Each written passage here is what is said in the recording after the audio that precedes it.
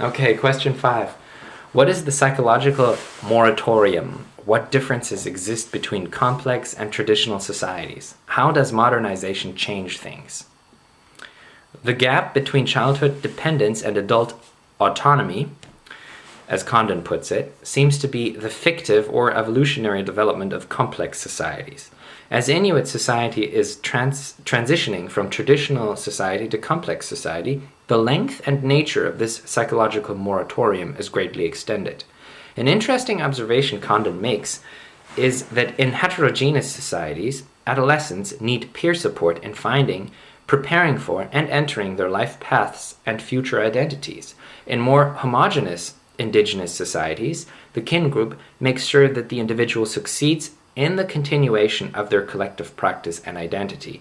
When heterogeneous societies overrule homogeneous indigenous societies, then individuals can no longer rely on their kin to guide them into an identity and practice which would merge well with heterogeneous societies. This is where, in Western tradition, formal schooling comes in.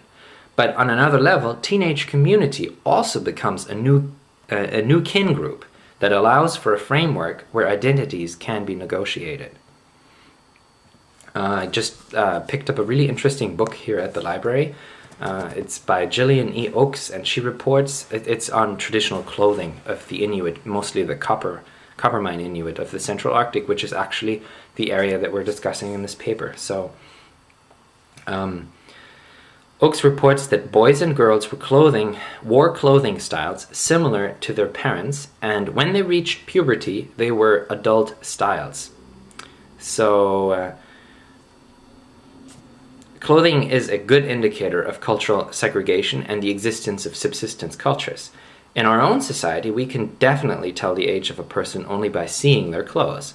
Today, clothing brands often focus entirely on one particular age range of clothing. In North America, for instance, Oshkosh, Bogosh, aims at toddlers, American Eagle aims at high school teenagers, Tommy Hilfiger at the young American adult, to mention but a very few.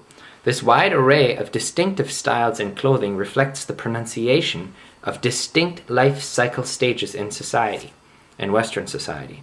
Among traditional Inuit, the rapid transition from childhood to adulthood was also paralleled in the clothing, namely a transition from baby or children's clothes to adult clothes for an age group that we would consider adult. So teenagers didn't wear teenage clothes. Young adults didn't wear clothes specifically for young adults.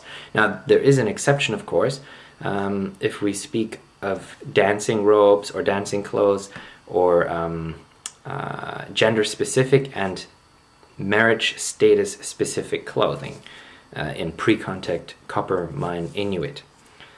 But generally speaking, there wasn't any specific emphasis on depicting your age, or the period of teenagedom, of adolescence, through clothing. You were nude until you could walk, and once you started walking, you would wear basically little adults' clothes. Adult clothes just minimized to fit you, and then as soon as you became capable of hunting, I assume, you would still wear the same type of clothes like your dad would wear, or your mom, and just smaller to fit you. And eventually, when your stature was the same as that of your parents, you'd be wearing exactly the same clothes. So there wasn't this idea of you're a teenager now, and these are things that only teenagers wear.